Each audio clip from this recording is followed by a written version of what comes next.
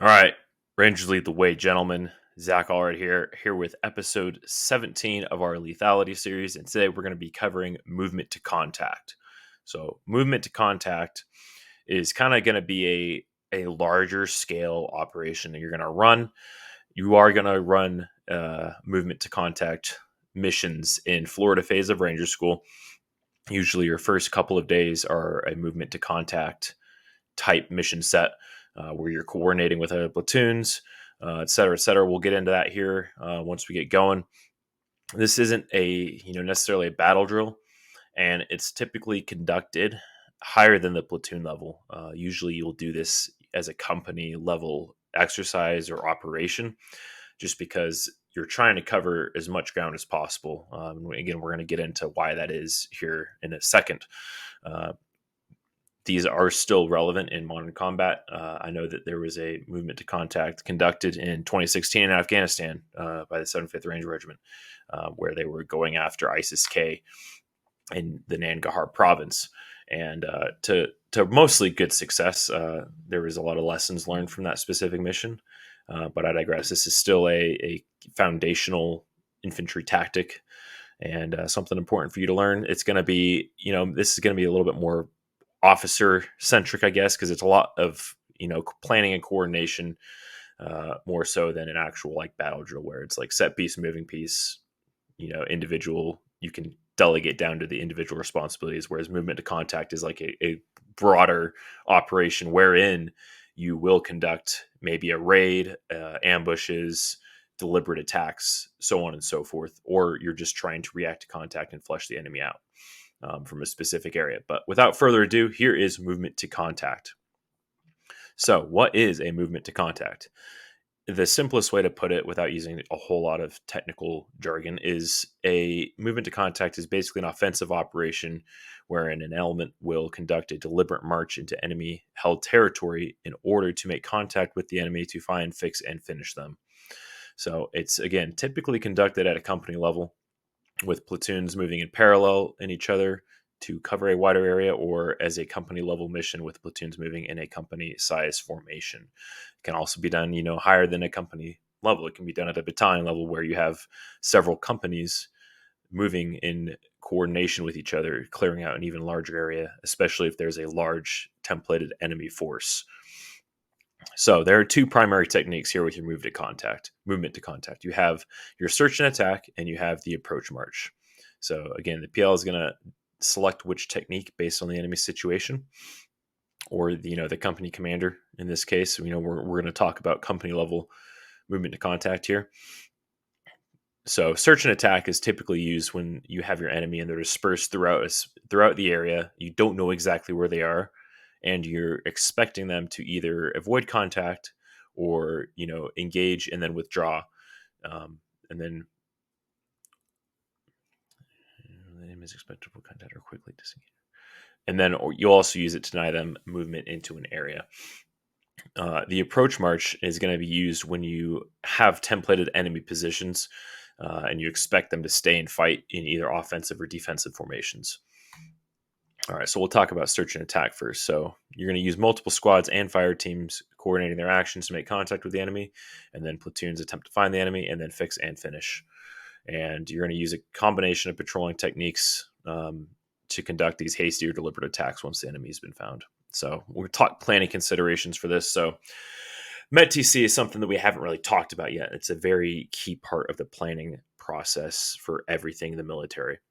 So what METTC stands for is mission, enemy, terrain, and weather, troops, time available, and then civilian consideration. So when you hear someone say, oh, it's METTC, it means there's a lot of different factors playing into what you're going to do in any given situation. There's not really a one-size-fits-all approach to anything that you do in the Army, and in war, you have to make adjustments and make decisions based off of the current conditions on the ground, not what the plan necessarily dictated. So you have to adapt your plan to the current, conditions. So you have, if your mission is to clear a certain area, and you have templated enemy in excess of a platoon size element, then you're going to want to take a company size element to clear that. So that would, factor in that, and then that would factor into your troops available, to your choice of troops rather. And then, you want to be probably doing this in terrain that you can fight in.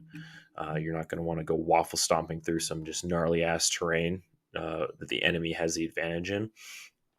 And then you obviously take into consideration time. Are you destroying this platoon size element as part of a larger mission, as part of an advance force to clear the way for large scale operations? And then are there civilians in the area? Are we doing this near a city, or is it in a city? That's going to dictate how much force we can bring to bear. Because obviously, if we're trying to clear them out of near a village, we're not going to be able to bring to bear maybe all of the artillery available to us or airstrikes. It might limit our choices in how we actually approach this movement to contact. So, requirements for decentralized execution. So if it's at the platoon level, the PL is going to coordinate the actions of the squads. He's going to dictate advance guard, rear guard.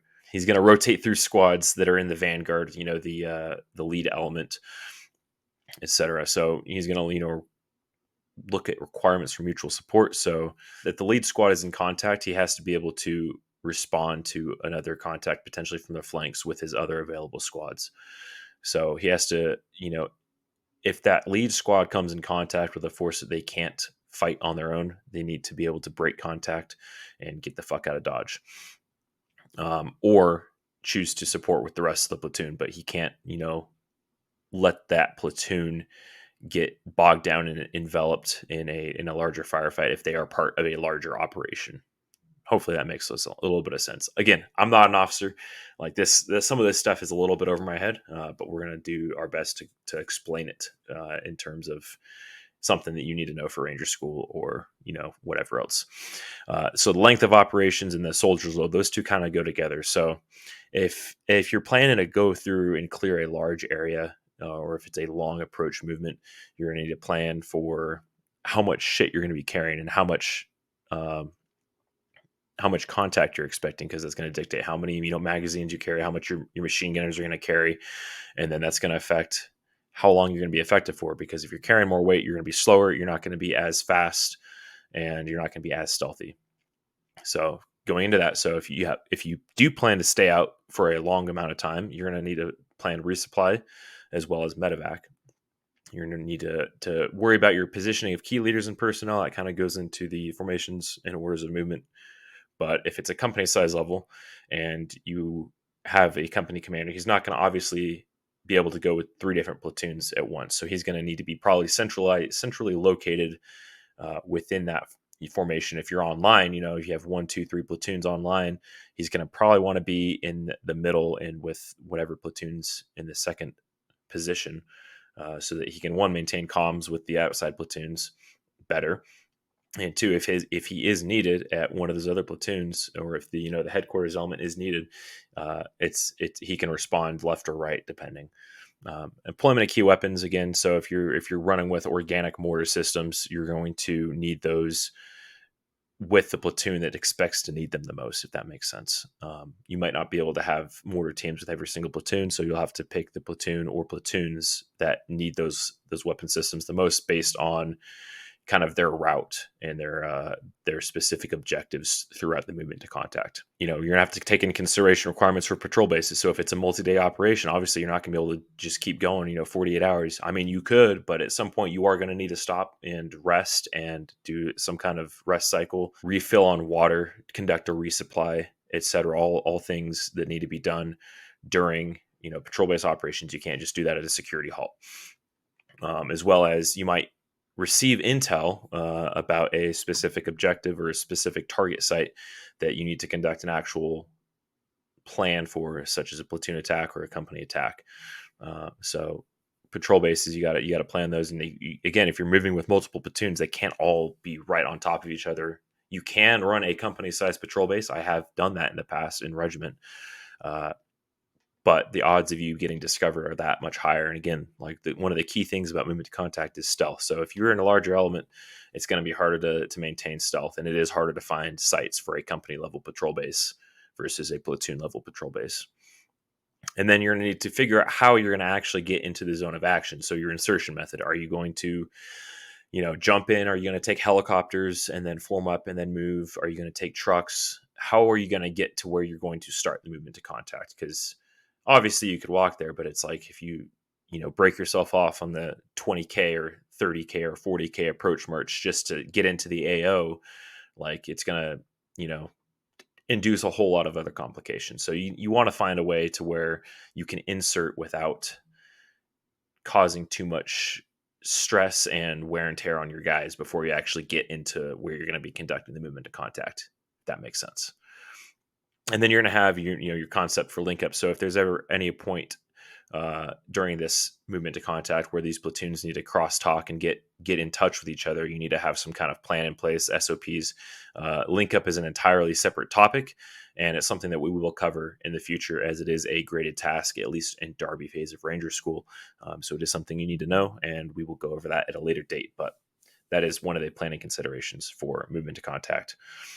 All right, so approach march. So the idea behind this is you want to make contact with the smallest element possible, which allows the commander to, maneuver or bypass the enemy force. And as part of a larger unit using this technique, an entire platoon may act as the advance, the flank, or the rear guard, and they also may receive on-order missions as part of the main body.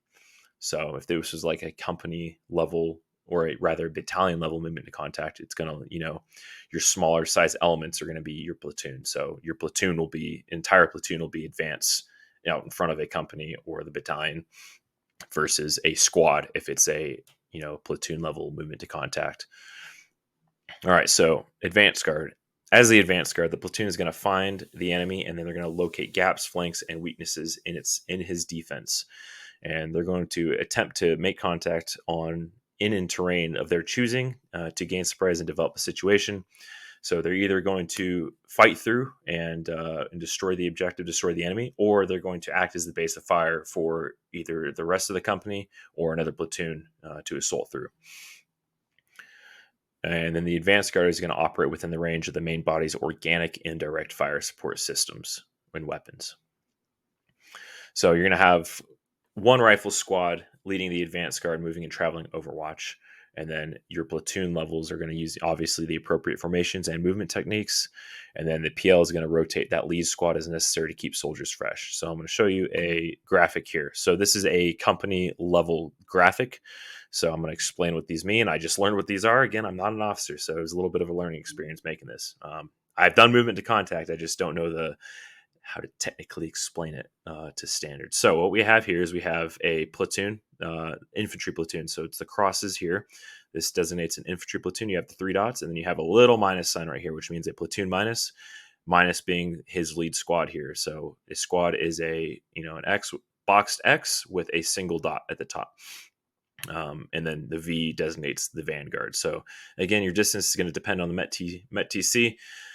It might be, in accordance with the traveling Overwatch standard, or might be a little bit further out, just depending on the situation. We have the company HQ, you have organic mortar systems, and then you have your 2 trail platoons.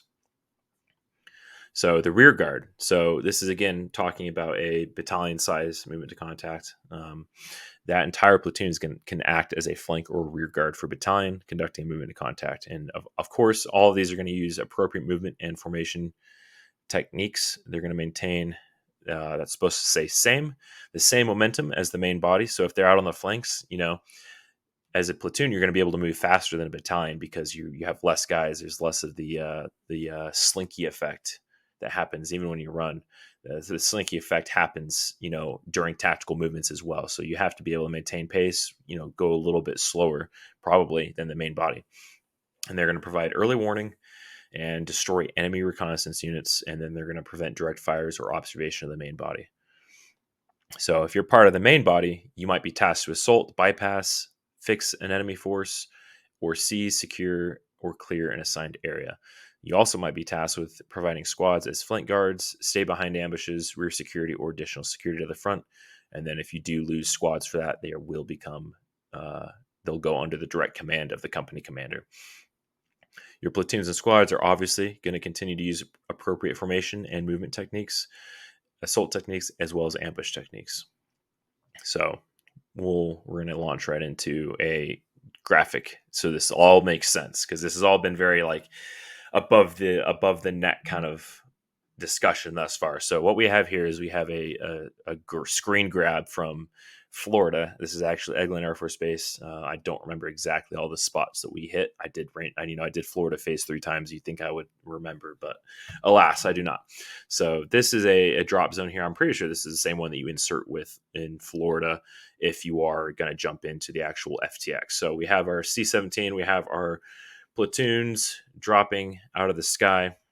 If you're not airborne qualified in Ranger School, they truck you in, and then you set up the rally points here. So here's our graphic here. So we have rally point 1, rally point 2, and rally point 3.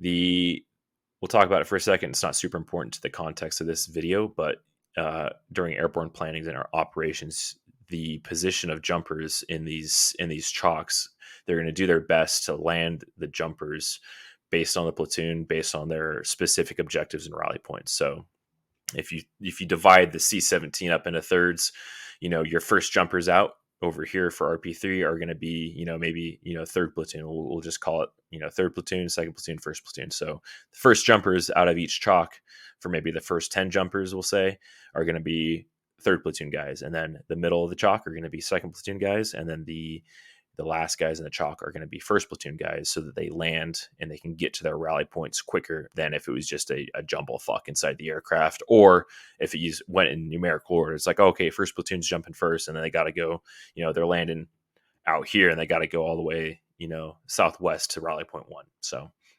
just a little bit of knowledge there for you guys. Moving on. So we have our 3 rally points, and then what we have here are called NAIs. And an NAI is a named area of interest. So it could be a clearing, it could be a series of buildings, it could be a village, it could be, a series of a important intersection, it could be a bridge, something we know it has some kind of tactical advantage. But we don't have enough intel to know if the enemy is actually there and utilizing it, or if it's just, something that they've abandoned, or maybe we've been getting signal hits from that area and we want to go investigate. So you might be an AI clearance might be a explicit or not implicit, explicit is the right word, part of these movement to contact. So clearing through these NAIs. So, and then up here we have the map graphic for templated enemy of unknown size here. So templated infantry, unknown size at the north end of this kind of clearing here. No north facing arrow, so just assume up is north. All right, so here we go. We've broken it down a little bit further. We have our 3 platoons. They've met up at their rally points. Accountability has been maintained, and then we have phase lines as well. I'm not going to name them; just call them green, pink, and orange. So phase lines are an important part of these movements to contact because they allow the company commander at this level, we're doing a company size movement to contact, they allow them to maintain control over all of these platoons effectively. So that they're not, getting too far ahead to where they couldn't be supported by another platoon, and allows the company commander to easily keep track of where they are in regards to fires as well, and right and left limits. And we'll talk about that at the end. So we have third platoon. They're pretty much on phase line green, ready to go. And second platoon is moving to catch up, as well as first platoon. So first phase of this operation might go something like that. We insert by airborne. We airborne drop. We meet at the rally points, and then we all form up in a battle formation here south of phase line green. Immediately after we all get online, we're all south of phase line green. We're going to have second platoon push on there and clear through their NAI. And the reason we want them to clear through is because obviously, number one, it's the closest NAI to the company, as well as they're not going to have to worry about checking their fires to the east and to the west. And then we will have our third platoon, or first platoon rather, move on the NAI 1 and clear through NAI 1. We're having them move that way because we don't want to necessarily get too close to the enemy force here. We want to maintain and set isolation and clear through and not pass up or become decisively engaged over here in NAI 3, to where maybe if there's enemy in NAI 1, they might be able to move to support NAI 3. And then lastly, third platoon is going to move on NAI 3 and clear through. All right, so we have all of our platoons cleared through here. We're all south of phase line pink, but north of phase line green. Each platoon would report their exact position to the company commander. We'll say company commander. We should have maybe put another template here for the HQ, but oh well. We'll say that our company commander is with platoon or second platoon. All right, so NAI 3 is cleared. Our next mission is now to clear through and assault the enemy here. So this might be a joint, 2 platoon raid. So what we have here is we have first platoon acting as an isolation or a security element at this key intersection. If we go back here, we can kind of see this is a large traveled key intersection here. So they are providing local security here where we have maybe templated enemy to further to the west. And then we have our second platoon acting as the shaping operation, providing a support by fire as well as more security maybe to the north. And then we have our third platoon being the actual decisive operation in closing with and destroying and clearing through this objective of enemy. So that is a loose kind of idea of kind of what it looks like in Ranger School. In Ranger School, you're not going to do any kind of joint hits. It's going to be mostly just clearing NAIs, which you're going to have, maybe a couple dudes, a fire team's worth of Op4 on each objective. And you're just going to do a platoon attack through that NAI if there is anyone there. Sometimes there's not. But the big thing here for the leadership is maintaining coordination and not outpacing the other platoons. You want to generally stay, online and on the same phase line and not cross a phase line before it's not cross a phase line early. All right, so we're going to talk key considerations here just based off that scenario we just gave. So like I said, you're going to want to utilize control measures such as phase lines and lanes to maintain overall control of the company. It's important to establish overarching right and left limits in order to prevent fratricide of adjacent units. So when we go back here, that's the reason we had second platoon clear theirs first. So they could fire, in any direction. And then when we had first platoon clear theirs, they were far enough north of second platoon to where they could fire to the east and not worry about hitting second platoon with friendly fire.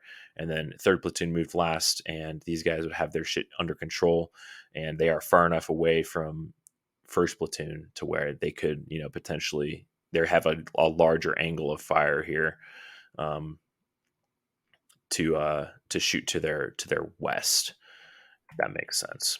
And then, number one thing about this, especially in Ranger School, is good communication throughout the duration of the mission. So you will coordinate with other platoons in Florida phase, and you are going to coordinate and make sure that you have phase lines set up, and that make sure that during the actual execution of the movement to contact that you are communicating and making sure you're keeping track of the adjacent units, so as to not induce fratricide, because you can get a no-go as a PL if you shoot towards an adjacent unit, even though they might be 1,000 meters away.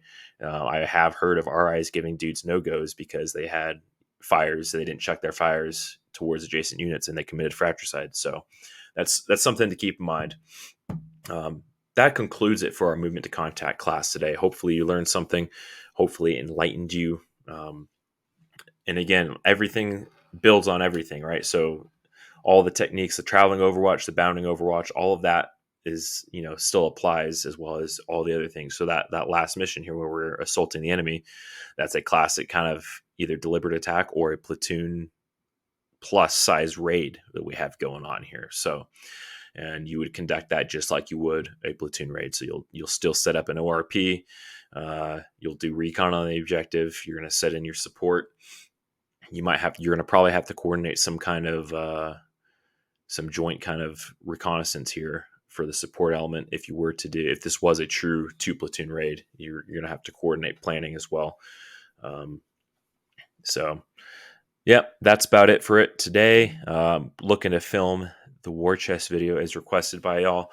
Should be coming out this Sunday-ish, maybe Monday, depending on when I can get time to film.